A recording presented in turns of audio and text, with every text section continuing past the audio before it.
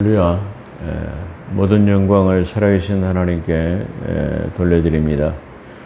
우리 한국 교회와 자유 대한민국을 축복합니다.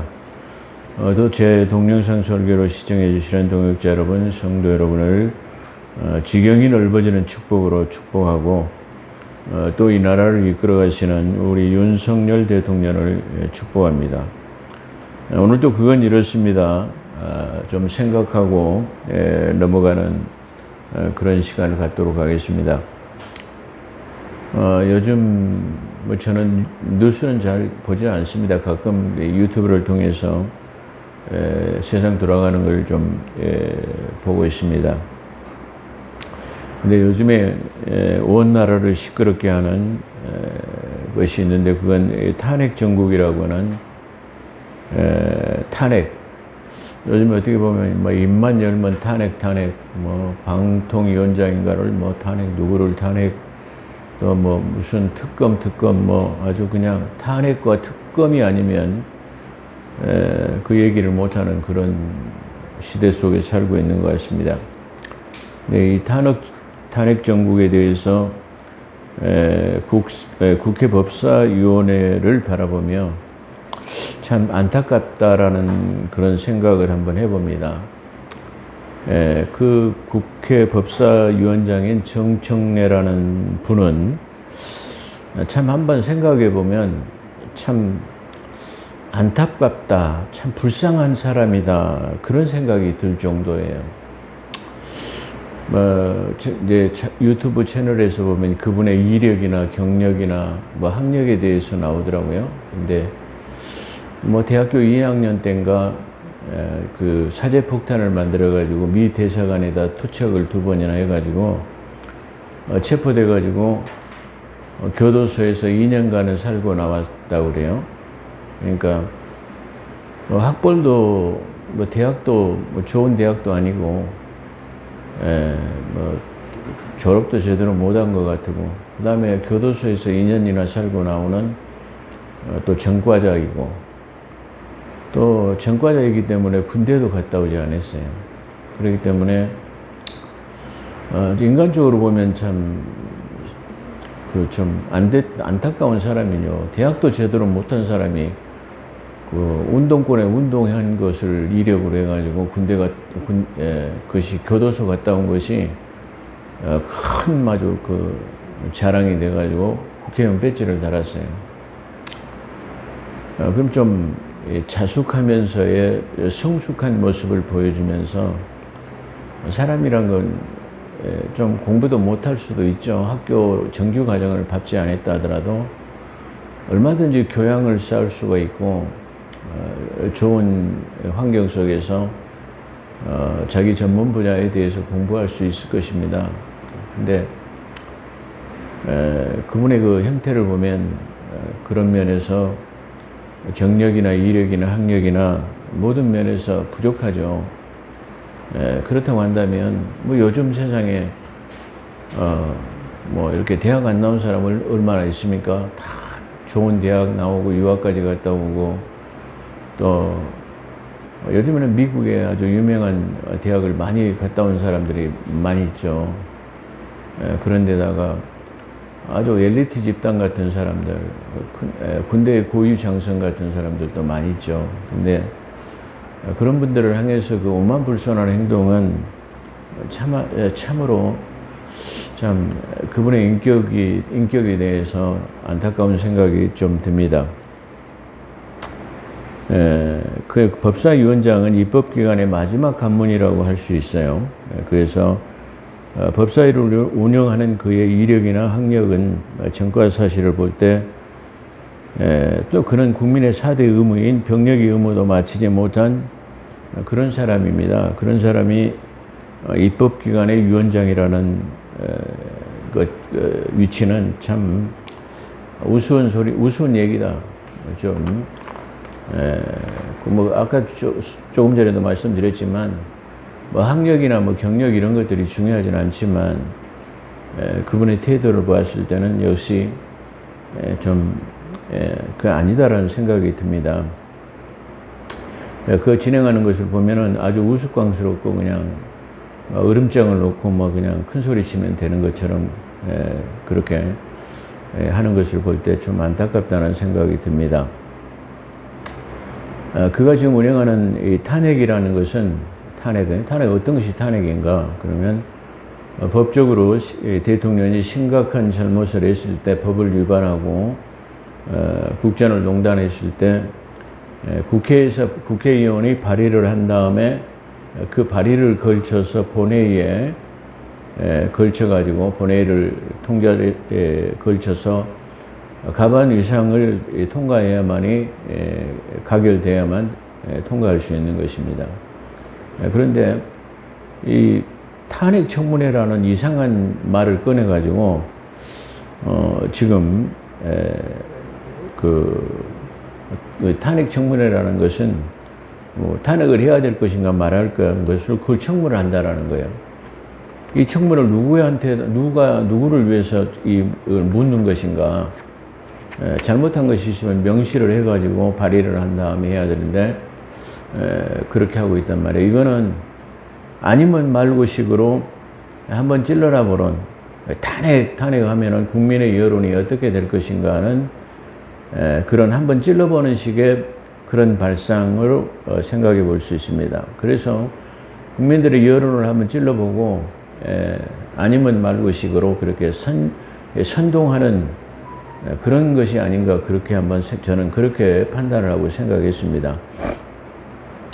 또한 그렇게 해가지고 그 탄핵 청문회라는 곳에 증인으로 참석한 사람이 그 공작 정치를 하는 사람의 최재형이라는 목사입니다. 이 최재형이라는 사람 역시 가짜 목사입니다. 가짜 목사라고 부르면 안 되죠. 왜 그러냐면 지금 그는 소속 교단도 불분명할 뿐만 아니라 소속 교단이 없어요. 만약에 소속 교단이 있다 그러면 그 교단에서는 제명을 해야 되죠. 왜 그러냐면 목회를 안 하고 있기 때문에 그렇잖아요. 목사가 정식으로 노예에서도 그 무임 목사를 3년 하게 되면 제명하게 돼 있어요. 무임. 교회가 없다는 말이죠. 교단 헌법에 분명히 나와 있는 거죠. 제가 좀 이렇게 가끔 이런 그 교회 헌법이라든가 그런 거에 대해서 좀 말하는데 우리 지금 이 장로교라든가 한국교회는 해중정치라고 하는 성도들을 위주로 이렇게 이끌어가는 게 교회예요. 근데 이 성도들이 해중정치에 대해서 교회 법을 너무 모르고 있다라는 거예요. 그렇기 때문에 참 모르면 당하는 거죠. 그런 측면에서 참 안타깝다 그런 생각이 들어요. 자, 이렇게 소속 교단과 무임 목사는 제명을 하도록 되어 있습니다. 그렇기 때문에 가짜 목사로서 소속 교단이 없고 또 그 다음에 무임 목사라고 한다면 교회가 없다 이 말이죠. 그럼 제명을 해야 돼요. 그건 가짜 목사라고밖에 할 수 없어요. 근데 청문회 그런 도중에 약간 그 멘트를 보이기로 했는데 김일성 주석을 찬양하는 그런 주사파적인 그런 공작 요원이라고밖에 볼 수 없는 그런 사람이다 그렇게 말할 수 있어요. 근데 그런 그 김건희 여사에게 선물을 주려고 몰래 카메라를 장착을 해가지고 들어간 것 자체가 아주 순수한 의미가 아닌 아주 그 공작 정치인 불순한 의도가 맨 처음부터 들어 있었다 그렇게 말해요. 공작 정치인 것은 그가 그 선물을 사도록 그 어떤 신문 기자 이 기자라는 사람한테 돈을 받아가지고 선물도 사고 또 이 시계 카메라도 사가지고 가서 몰래 불법으로 촬영한 공작 정치도 이 모함을 서로 해가지고 한 것이기 때문에 그렇게 볼 수 있어요. 저는 또 하나 그 자꾸 이게 명품 하는데 그 명품병이라는 것이 300만 원이에요. 300만 원짜리를 명품이라고 할 수 있습니까? 지금 웬만한 백화점에 가면은 그런 건 명품의 축에도 못 들어요. 이게 김정숙 여사는 샤넬 의상에 4천만 원짜리도 입고 다니는 사람인데 그 4천만 원에 비해서 300만 원은 그냥 껌값에 불과하다 그렇게 볼 수 있어요. 근데 그걸 갖다가 자꾸 명품 하는 것이 저는 참 이해가 안 된다 그렇게 말할 수 있어요. 남자들이 들고 다니는 그 서류 가방도 웬만한 거 조금 하면 몇백만 원 합니다. 그런데 그 300만 원짜리가 명품 축에나 들겠습니까? 하여튼 그게 참 문제가 된다, 그렇게 생각해 볼 수 있고요. 자, 그래서 그런 최재형 목사에 대해서도 좀 안타까운 생각이 들고, 당연히 제명을 해야 되고 해야 된다, 그런 생각입니다. 제가 항상 당부드리지만 교회가 없는 목사, 무임 목사죠. 특히 무임 목사, 은퇴한 목사, 그리고 소속이 불분명한 자는 조심해야 된다고 말씀을 드렸어요. 또 그리고 장로라는 분들이 운영하는 유튜브 채널도 조심해야 됩니다. 왜냐면은 박효진 장로처럼 경험담에 의해서 간증하는, 이렇게 믿음을 북돋우게 하는 그런 채널은 좋습니다. 근데 대부분 비판이나 그 폄하 비방을 하기 위해서 이 하는 채널은 조심해야 됩니다. 또한 그들의 신학적 부재, 신학적인 측면에서는 대단히 부재가, 신학 공부를 안 하셨기 때문에 신학적 부재가 있는 것이기 때문에 그들의 말은 귀 기울일 필요가 없다, 그렇게 말할 수 있습니다. 오늘은 이쯤에서 그건 이렇습니다. 마치고요. 다음 주에는 우리나라의 과거와 미래를 통해 가지고 한번 우리 한국 교회의 앞으로의 어떤 스탠스를 취하는가, 어떤 믿음을 소유해야 되는가를 우리나라를 한번 생각해보고 교회의 미래를 한번 예견해보는 그런 시간을 갖도록 그렇게 하겠습니다. 자, 오늘 창세기 40장으로서 꿈의 계시, 사단의 상징이라는 제목으로 은혜를 받습니다. 이 구약 성경에서 특별하게 꿈에 대해서 많이 얘기하고 있는 것은 특별히 이 요셉의 꿈에 대해서, 그 다음에 두 번째로는 그래서 꿈꾸는 자라는 표시가 붙게 됐죠. 요셉에 대해서 꿈에 대한 것, 그 다음에 다니엘에 대한 것, 그 다음에 에스겔에 대한 이상에 대한 것. 어떻게 보면 가장 이상과 꿈을 많이 봤던 사람이 누구냐 그러면 에스겔이라고 봐요. 저는 모든 믿음의 선지자들 중에서 에스겔이 가장 행복한 사람이 아니었는가, 그렇게 볼 수 있어요. 왜냐하면 그 에스겔서를 보게 되면 하나님이 임재가 수없이 아주 많이 나타나기 때문에 그렇게 말할 수 있어요. 이 꿈에 대한 것은 이 세 사람에 대해서 이게 말할 수 있는데요. 이 대표적인 예가 이 세 사람의 꿈에 대해서 많이 말하고 있다. 근데 이 세 사람을 우리가 좀 특징을 살펴보게 되면 충만한 믿음, 하나님을 기쁘시게 하는 삶을 살았다, 그렇게 말할 수 있어요. 특별히 아브라함과 이삭, 야곱에게도 나타나셔가지고 계시로, 현상으로 나타나시기도 했고, 천사의 현현을 통해서 나타나시기도 했죠. 하지만 꿈으로 가장 많이 나타난 사람들은, 꿈으로 나타난 사람들은 이 사람들이라고 그렇게 말할 수 있습니다. 자, 그렇다고 하면 현 시대는 우리도 많이 꿈을 꾸고 살죠. 꿈을 꾸고 많이 사는데, 그러면 우리가 지금 이 시대를 살아가면서 꿈에 대한 구약과 현대의 꿈의 차이는 어떤 것이 있는가, 우리가 한번 생각해 보아야 할 것입니다. 그렇기 때문에 지금도 가끔 꿈을 가지고 생각하는 분들이 많이 있습니다. 때로는 예를 들어서 말씀이 아닌 꿈을 통해 가지고 하나님의 어떤 긴박한 상황을 전해줄 수도 꿈으로 현몽해 가지고 나타날 수 있겠죠. 그러니까 예수님 탄생했을 때도 요셉에게 꿈으로 현몽했다라고 그런 내용이 나오는데, 어떤 긴박한 상황이 있을 때는 이렇게 천사를 보내기도 하시고 또 이렇게 하시지만, 그런 방법으로도 당신의 뜻을 계시하시고 나타낸다, 그렇게 말할 수 있을 것입니다.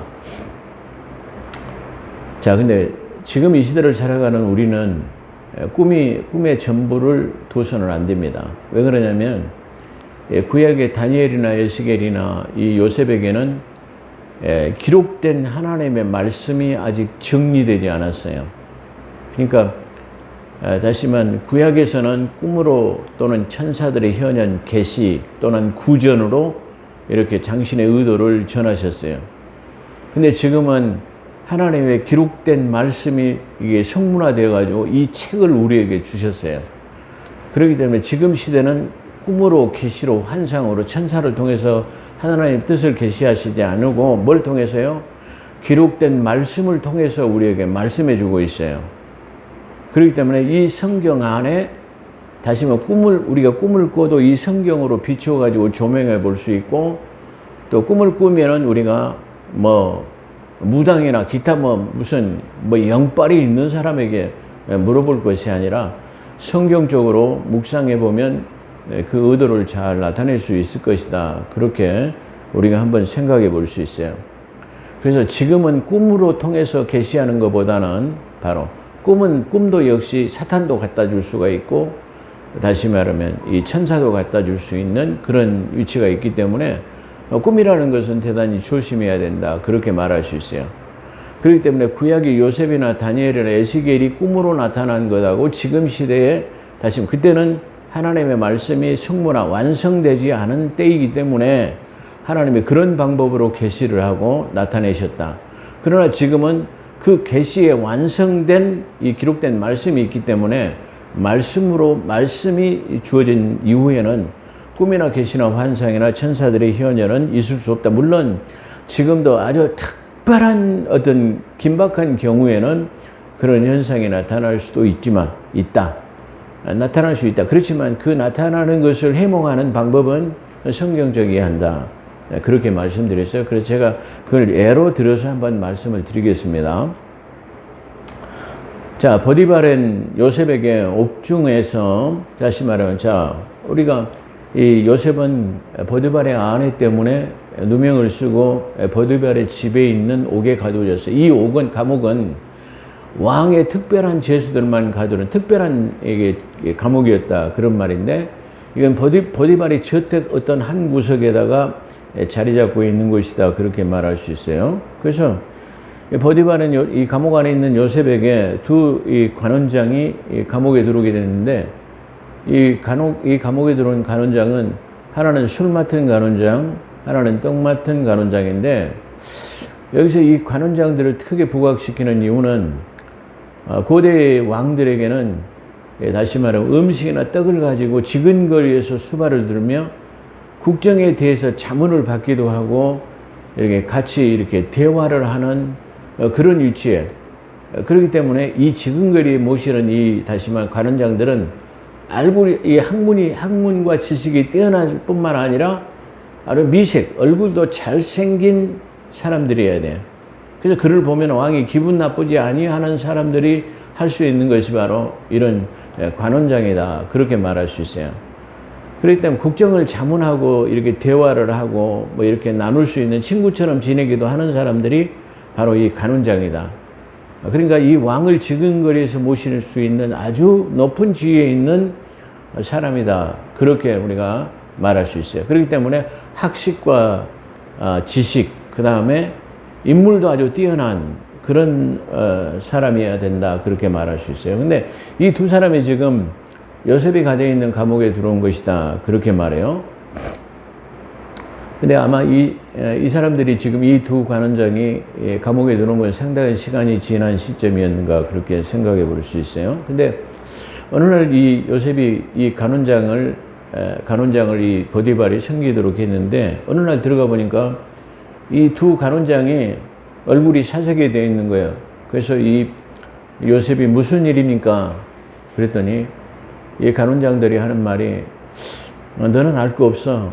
이 꿈을 해몽할 사람이 있어야 되는데 참 기이한 꿈을 꾸었어. 그런 말이에요. 그러니까 요셉이 나에게 말해 보십시오. 제가 한번 해몽해 드리겠습니다. 그렇게 말하죠. 그래서 이 술 맡은 관원장이 먼저 자기의 꿈을 말하는데, 이 술 맡은 관원장의 꿈이 포도나무가 있는데 이 세 가지가 있는데 이 세 가지 속에 싹이 났어요. 싹이 났는데 싹이 나더니 꽃이 피고 그 다음에 열매를 맺어요. 점진적인 계시 같은 걸 말하는 거죠. 그래서 이 열매가 이게 싹이 나고 이 열매가 이게 꽃이 피고 열매가 맺고 아주 좋은 징조잖아요.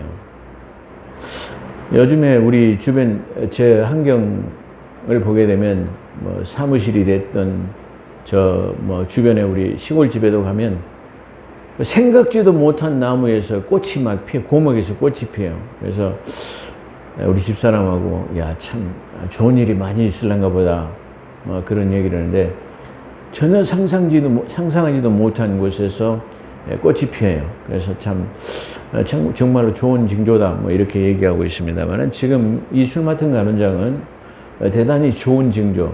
포도나무라고 하는 곳에 세 가지에서 싹이 나고 다시면 꽃이 피고 열매를 맺어가지고 그 열매를 가지고 다시 포도주를 짜가지고 왕의 차례에다 따르는 그런 꿈을 꾸었다. 그런 말이에요.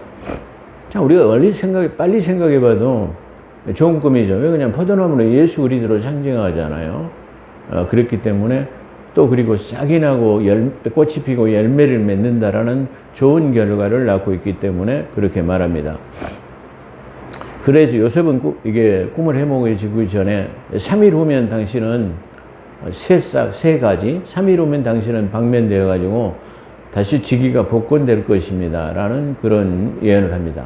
그러면서 만약에 이 복권되면 왕에게 나를 좀 얘기해가 나 억울하게 지금 감옥살이를 하고 있으니까 나를 기억해 가지고 좀 풀어줄 수 있도록 그렇게 주선을 해 주십시오. 그런 부탁과 아울러서 그 다음에 떡 맡은 간원장에게 꿈을 해몽해 달라고 하니까 떡 맡은 간원장 역시 새 강주리라고 하는 3일을 의미하죠. 새 강주리가 떡이 있는데 내가 그 떡을 머리에다 이었는데 뭐죠?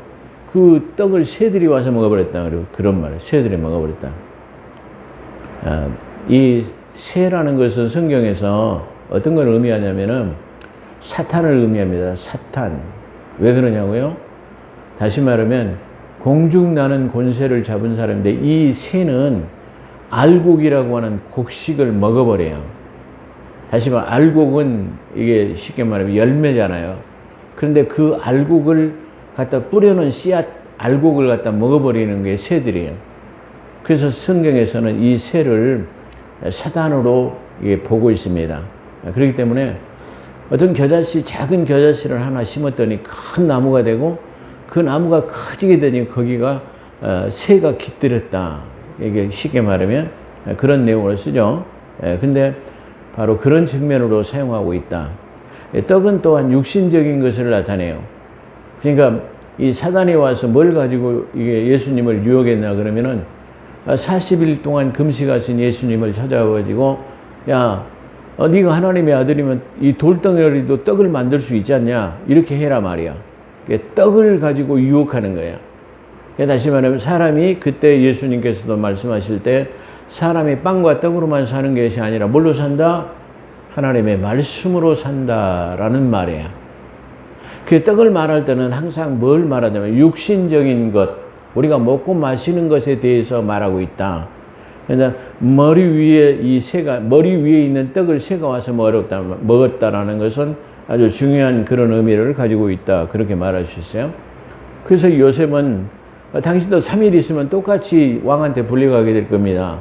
근데 당신은 목숨을 아마 잃게 될 것입니다. 라고 하는 그런 내용을 지금 말하고 있어요. 그래서 오늘 제가 제목을 이 꿈의 계시라는 내용을 통해서 부제로 사탄의 상징이라는 부제를 잡은 이유는 바로 그런 것들입니다. 우리가 꿈을 중시하지 않아야 되긴 하지만 그렇다면 오늘날 우리가 현 시대를 살아가는 우리에게 꿈에 대한 자세는 어때야 하는가를 제가 말씀을 드렸습니다. 자, 다시 말하면 요셉이나 다니엘이나 에스겔도 역시 지금 하나님의 말씀이 문서와 성문화되지 않은 책으로 우리에게 주어지기 이전이기 때문에 다시 말하면 꿈으로 환상으로 또는 천사의 계시로 현현으로 이렇게 말씀하셨지만 지금 하나님의 계시된 말씀을 통해서 우리에게 나오기 때문에 우리는 좀 유의해야 된다. 꿈에 대해서 특별하게 부여할 필요는 없다. 그런데 우리가 역시 살다 보면 어떤 꿈은 그냥 개꿈이라고 말하죠. 사람은 누구나 하루 저녁에 잠을 자고 오면 20에서 40번의 꿈을 꾼다고 그래요. 근데 그걸 다 잊어버리는 거예요. 그렇지만 잊어버리지 않는 생생한 것들이 남기도 합니다. 근데 그 생생한 것을 통해서 우리가 해석할 때는 어떻게, 그 해몽을 할 때는 어떻게 해야 되느냐? 그러면 하나님의 말씀을 이렇게 참고해 보면 될 것이다. 그렇게 말씀드릴 수 있어요. 왜 그러냐면 아까 말한 것처럼 포도나무라고 하는 것은 예수님을 상징하고 떡이라는 것은 육신적인 것을 상징한다. 그렇게 우리가 생각해 볼 수 있기 때문에 그렇습니다. 그렇기 때문에 지금 현 시대는 꿈을 꾼다 할지라도 성경적으로 해석하면 돼요. 예를 들어서 제가 말씀을 드린다고 하면은 이렇게 말할 수 있어요. 자, 내가 어떤 꿈에 말을 많이 봤다. 이게 말이 뭐 비루를 먹은 꿈을 꿨다. 말을, 살찐 말을 봤다든가. 이게 우리가 그걸 보면 힘을 상징하는 거예요. 말은 성경에서의 힘을 상징하는 것으로 나타납니다. 그래서 살찐 말을 봤다고 한다면 내가 힘이 강화될 것이라는 것을 예시하는 거야. 반대로 비루 먹은 아주 나약한 말을 봤다고 한다면 내 힘의 약화를 나타내는 것이다. 그렇게 보면 됩니다. 예를 들어서 또 다시 한번 생각해 보면, 예를 들어 어떤 사람이 우물물에 가서 우물을 깃는 꿈을 꿨다든가 우물물을 먹는 꿈을 꿨다든가 우물물이 먹지 못하게 되었다라고 생각하면 그 꿈을 꾼 사람은 반드시 부인병을 앓고 있는 사람이에요. 그런 사람들은 반드시 산부인과 진찰을 받아야 되는 그런 의미예요. 왜 그러냐고요? 성경에는 여자의 자궁을 샘물에 비유하고 있기 때문입니다. 이렇게 상징적인 의미를 가지고 있어요. 그렇기 때문에 성경을 함부로 해석하는 것은 맞지 않아요. 그렇기 때문에 모든 이 성경을 해석할 수 있는 것은 바로 이 성경을 통해서 이게 해석 가능하다.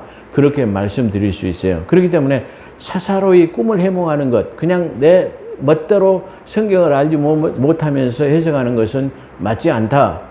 그렇게 말씀드릴 수 있는 것이다. 그렇게 말씀드릴 수 있다.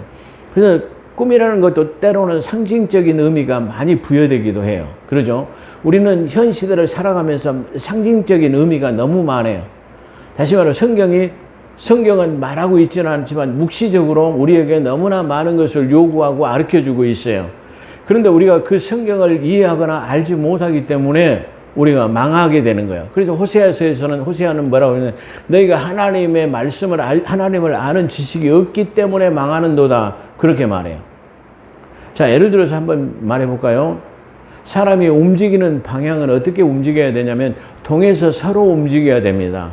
다시 말해 이 말은 뭐냐면은 예수님께서는 의의 태양으로 나타나십니다.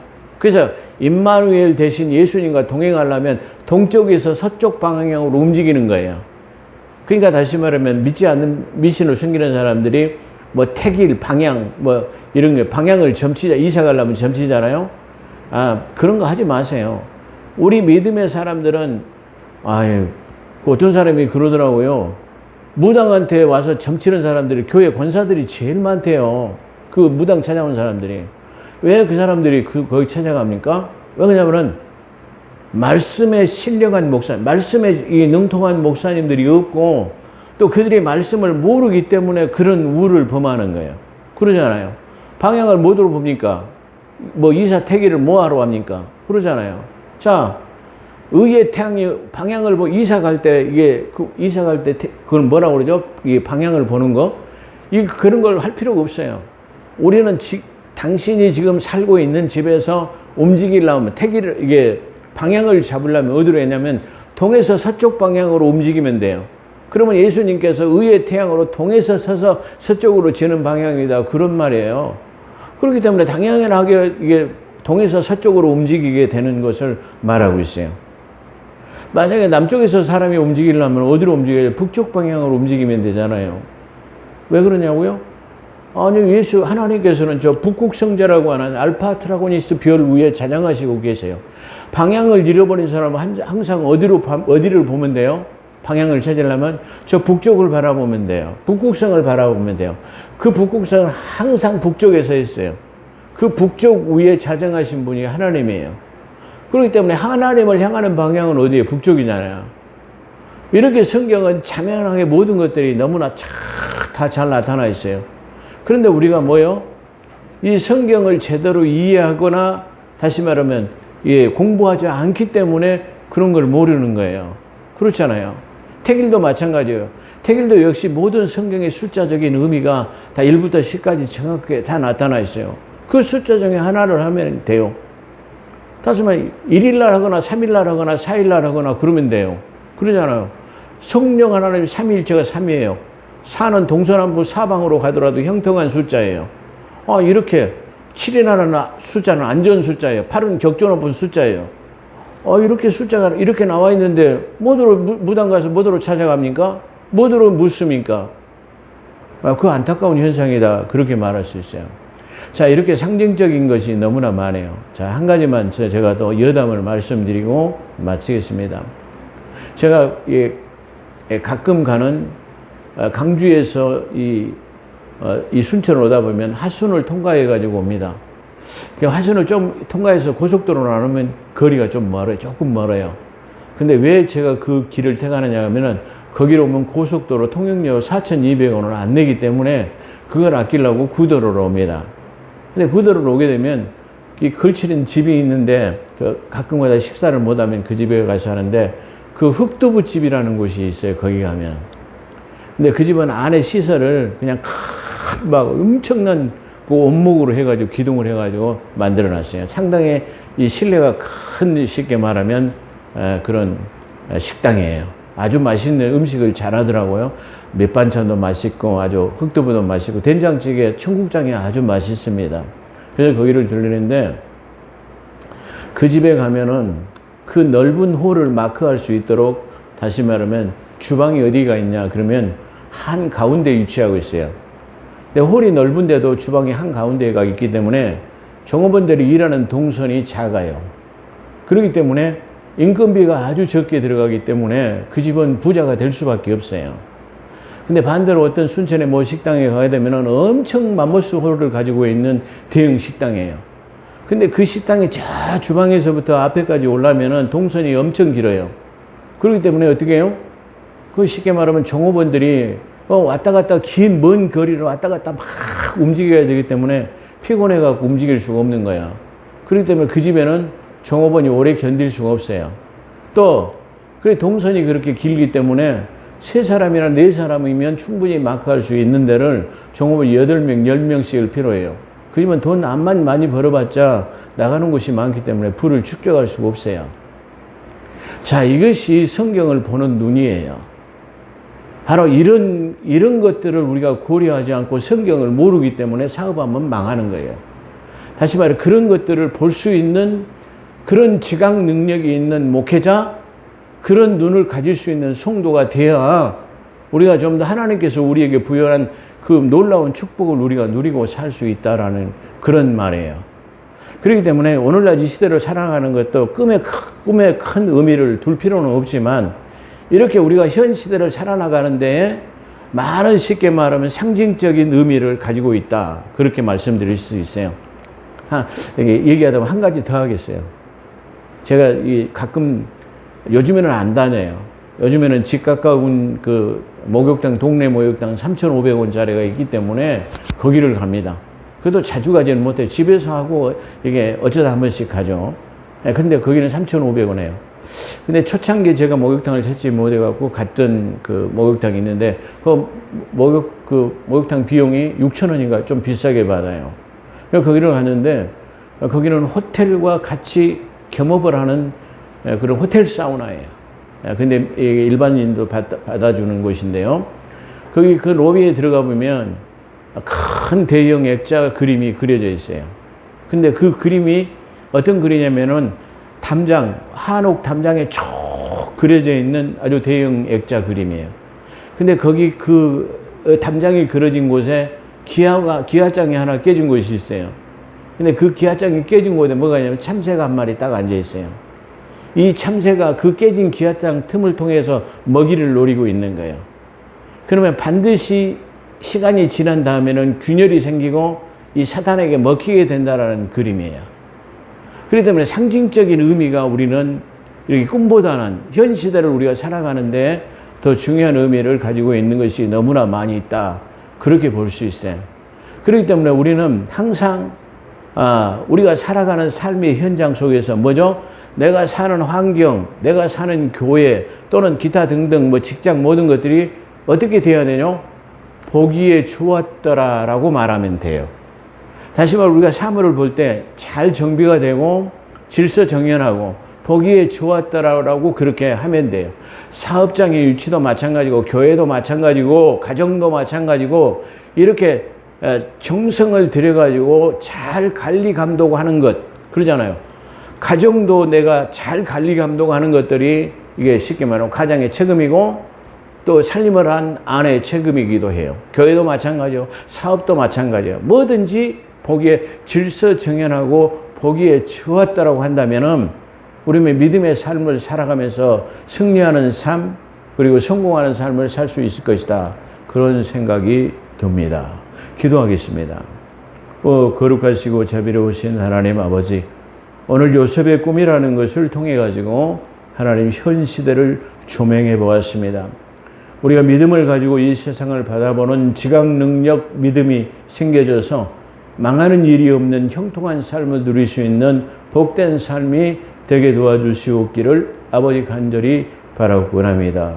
오늘도 함께 하신 것 감사하며 우리 구주 예수 그리스도 이름으로 감사기도 드리옵나이다.